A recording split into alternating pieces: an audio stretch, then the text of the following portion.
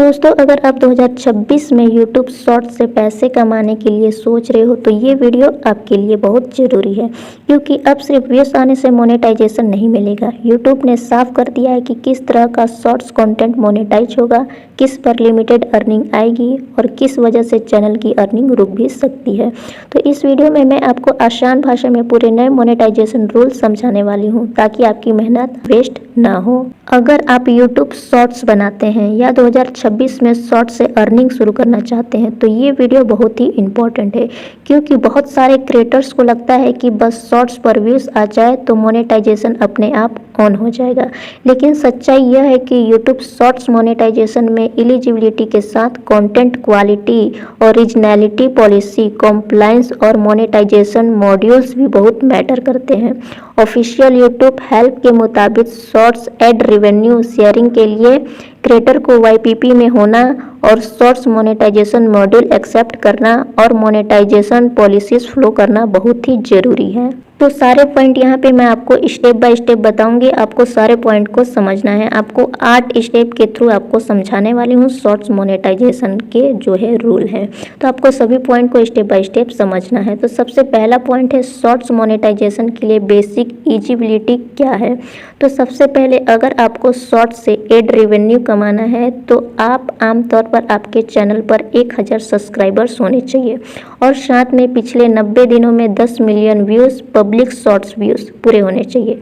यानी सिर्फ सब्सक्राइबर्स पूरे कर लेने से काम नहीं चलेगा, वैलिड शॉर्ट्स व्यूज़ चाहिए होंगे। यूट्यूब एक्सपेंड YPP की तरह कुछ क्रिएटर्स को पहले फैन फंडिंग एक्सेस देता है, लेकिन शॉर्ट्स एड रेवेन्यू शेयरिंग के लिए यह हाई थ्रेशोल्ड अभी भी अप्लाई होता दिख रहा है। यानी जो है हायर थ्रेशोल्ड ये अप्लाई आपको दिखता है, तभी ये होता है। तो ये आपका पहला पॉइंट है शॉर्ट्स मोनेटाइजेशन के लिए बेसिक एलिजिबिलिटी क्या है। तो सबसे पहला पॉइंट आपको समझ में आ गया होगा। दूसरा पॉइंट है आपका शॉर्ट्स मोनेटाइजेशन मॉड्यूल एक्सेप्ट करना जरूरी है या नहीं। तो बहुत लोग यह गलती कर देते हैं, अगर आपका चैनल YPP में आ भी गया तब भी शॉर्ट्स से अर्निंग शुरू करने के लिए आपको शॉर्ट्स मोनेटाइजेशन मॉड्यूल एक्सेप्ट करना होता है। जब तक आप यह मॉड्यूल एक्सेप्ट नहीं करते हैं तब तक आपके शॉर्ट्स पर व्यूज़ आने के बावजूद भी आपको शॉर्ट्स एड रेवेन्यू शेयर नहीं मिलेगा। यूट्यूब साफ कहता है कि एलिजिबल शॉर्ट्स व्यूज़ केवल उस तारीख से काउंट होंगे जिस दिन आपके यह मॉड्यूल एक्सेप्ट किया जाएगा। तो ये बात आपको ध्यान में रखना होगा। तो तीसरा पॉइंट है शॉर्ट्स से अर्निंग कैसे होती है। तो अब सबसे इम्पोर्टेंट सवाल है अर्निंग आती कैसे है। यूट्यूब शॉर्ट्स फीड में वीडियोस के बीच जो ऐड चलते हैं उसका रेवेन्यू एक क्रिएटर पूल मॉड्यूल के डिस्ट्रीब्यूट होता है। फिर आपके चैनल के जो एलिजिबिलिटी शॉर्ट्स व्यूज़ के हिसाब से शेयर कैलकुलेट होता है। ऑफिशियल अर्निंग ओवर व्यूज़ के अनुसार जो शॉर्ट्स मोनेटाइजेशन मॉड्यूल एक्सेप्ट करने वाले जो क्रिएटर्स को एलोकेट रेवेन्यू का जो 45% है वो दिया जाता है। तो ये बात भी आपको ध्यान में रखना है। अब चौथा पॉइंट है जो कि क्रिएटर्स के मन में बहुत ही ज़्यादा चलता है, वो क्या है, reuse content, copies content, repetitive content से प्रॉब्लम हो सकती है या नहीं सकती है। तो देखो 2026 में सबसे बड़ा फोकस यही है यूट्यूब पर, ओरिजिनल कंटेंट। अगर आप किसी और का वीडियो उठाकर सिर्फ थोड़ा सा एडिट करके डाल रहे हो या रैंडम क्लिप जोड़ रहे हो, बिना वॉल्यूम ऐड किए रिपोस्ट कर रहे हो या बहुत रिपीटेटिव टेम्पलेट कंटेंट बना रहे हो तो मोनेटाइजेशन रिस्क में जा सकता है। यूट्यूब की मोनेटाइजेशन पॉलिसी के हिसाब से वीडियोस और शॉर्ट्स ओरिजिनल और नॉन रिपीटिव होनी चाहिए, यानी रिपीट नहीं होनी चाहिए। और कमर्शियल यूज के लिए सभी विजुअल और ऑडियन राइट आपके पास होनी चाहिए, तभी ये रूल जो है यूट्यूब का मानता है, वरना नहीं मानता है, आपको मोनेटाइजेशन देगा ही नहीं। तो ये चौथे पॉइंट को आपको अपने दिमाग में भर लेना है। पांचवा पॉइंट है आपको कॉपीराइट सेफ रहना बहुत ही ज़रूरी है। अगर आप trending song, movie clip, TV clip या दूसरे क्रिएटर्स का फुट टेक का इस्तेमाल करते हो तो अर्निंग पर असर पड़ सकता है। शॉर्ट्स में म्यूज़िक यूज़ होने का मतलब यह नहीं कि हर कंटेंट मोनेटाइजेशन भी हो जाएगा।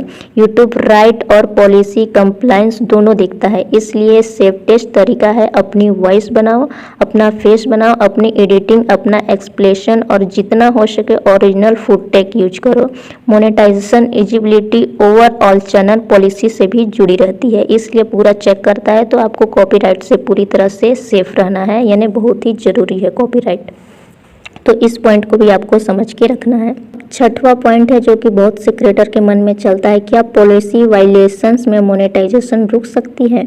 तो सुनो, अगर चैनल पर कम्युनिटी गाइडलाइंस स्ट्रिक्ट है या मोनेटाइजेशन पॉलिसी वायलेशंस होती है तो अप्रूवल में प्रॉब्लम आ सकती है। यूट्यूब पार्टनर प्रोग्राम जो है ओवरव्यूज के अनुसार चैनल मोनेटाइजेशन पॉलिसी फ्लो करता है।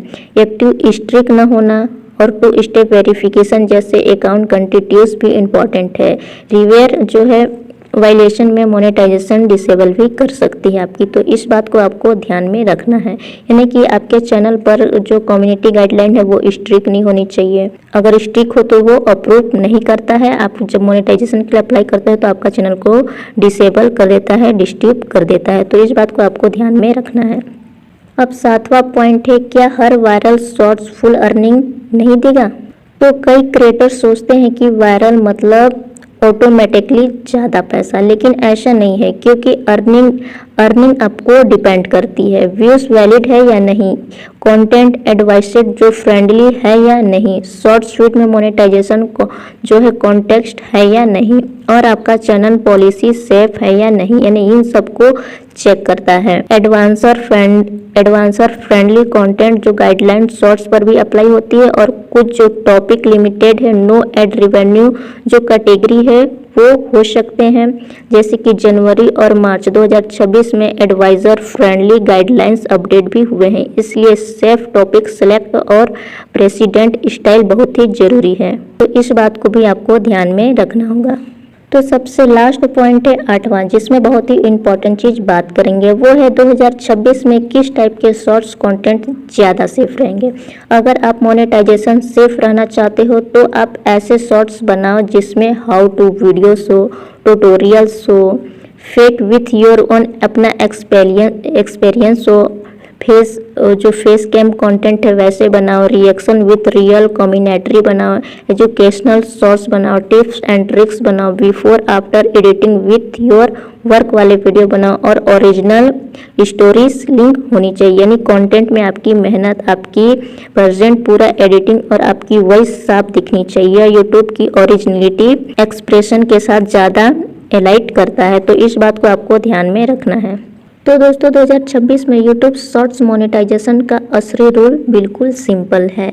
सिर्फ व्यूज़ नहीं, ओरिजिनल और पॉलिसी सेफ कंटेंट चाहिए होता है यूट्यूब को। आपको YPP एलिजिबिलिटी पूरी होनी चाहिए होगी, शॉर्ट्स मोनेटाइजेशन मॉड्यूल एक्सेप्ट करना होगा, कॉपीराइट सेफ कंटेंट बनाना होगा, और जो है रिपीट या कॉपी शॉर्ट से बचना होगा। ऑफिशियल एड रेवेन्यू थ्रेशोल्ड आपको 1000 subscribers plus 10 million views public shorts views पर 90 डे यानी आपके चैनल पर दिखनी होनी चाहिए। और शॉर्ट्स रेवेन्यू शेयर जो है एलाउटेड रेवेन्यू में बस 45% पर ही बेसिस होता है। लॉन्ग पर आपको 55% और हर शॉर्ट्स पर आपको 45% ही रेवेन्यू मिलता है। तो इस बात को आपको ध्यान में रखना है और इसी के बेसिस आपको वीडियोस बनानी है। तो अगर आप शुरू से ही इस स्ट्रेटजी के साथ शॉर्ट्स बनाओगे तो मोनेटाइजेशन अप्रूव हो जाएगा और आपके चैनल पर भी चेंजेस होंगे और जो है अर्निंग भी बेटर होगी। तो वीडियो अच्छा लगा तो वीडियो को लाइक भी कर देना, चैनल को सब्सक्राइब भी कर देना और कमेंट में बताना ज़रूर कि आपका शॉर्ट्स चैनल मोनेटाइजेशन के करीब है या नहीं है। And thank you, thanks for watching, धन्यवाद।